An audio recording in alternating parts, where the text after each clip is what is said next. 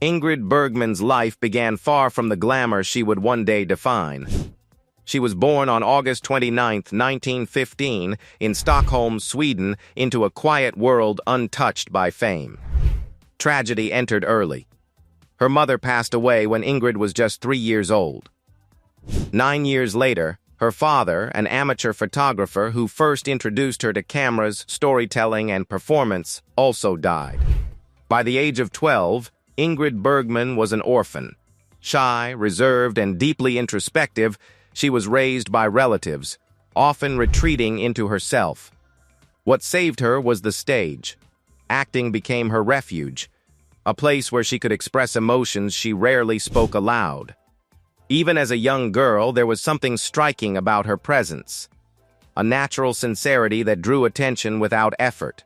Determined to pursue acting seriously, Bergman enrolled at the Royal Dramatic Theatre School in Stockholm, the same prestigious institution that had trained Greta Garbo. There, her talent blossomed quickly. She appeared in several Swedish films, earning praise for a style that felt unusually real at a time when theatrical exaggeration was common. Her performances carried restraint, emotional truth, and a quiet magnetism audiences couldn't ignore. Everything changed in 1936 with Intermezzo. The film transformed her into a national star and caught the attention of Hollywood executives. 3 years later, producer David O. Selznick brought her to America to remake the film, this time opposite Leslie Howard. When Ingrid Bergman appeared on screen in Hollywood for the first time, she stood apart instantly. She wore little makeup, spoke with a soft accent, and radiated authenticity. She didn't look manufactured. She looked human. Audiences were captivated. Almost overnight, Bergman became one of the most sought-after actresses of the early 1940s. Role after role revealed her emotional depth and versatility, culminating in her unforgettable performance as Ilsa Lund in Casablanca 1942 alongside Humphrey Bogart. Her portrayal of a woman torn between love and duty became the emotional core of the film. Even decades later, her expression in those quiet moments at Rick's Café remains etched into cinematic history. Recognition followed quickly. In 1944, Bergman won her first Academy Award for Gaslight, delivering a haunting performance as a woman psychologically manipulated into doubting her own sanity. Her vulnerability felt raw, precise, and devastatingly real.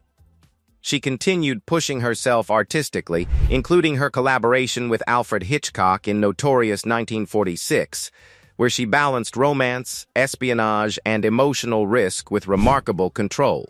At the height of her fame, Bergman made a decision that stunned Hollywood.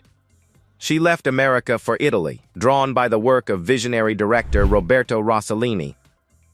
What began as artistic admiration evolved into a deeply personal relationship.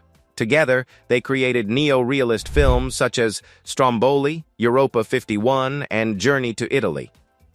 Though misunderstood at the time, these films later became landmarks of modern cinema.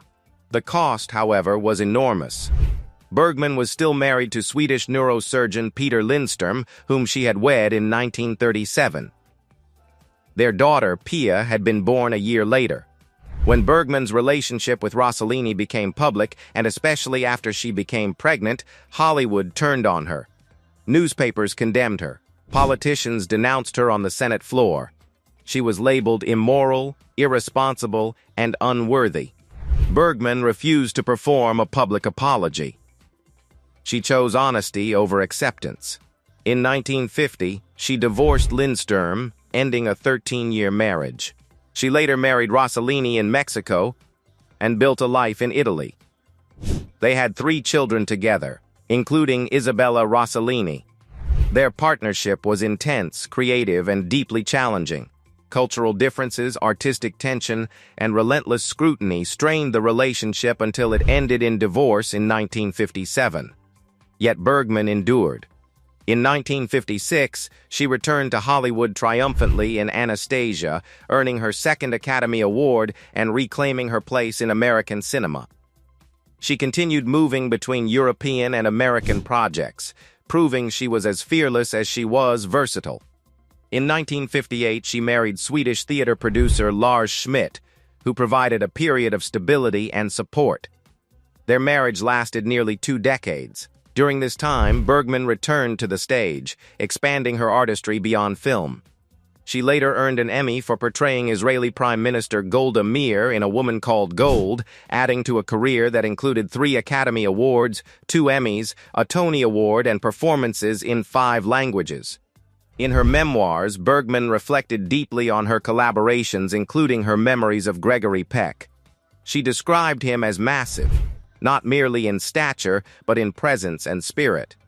Peck, she wrote, carried himself with dignity and moral clarity. His humility stood out in an industry driven by ego.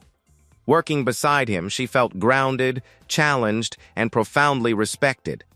Their connection was not romantic, but deeply reverential, a rare bond of mutual integrity. Life, however, delivered its hardest test in the 1970s. While performing on stage in London, Bergman discovered a lump in her breast. She acted swiftly, undergoing surgery in 1974.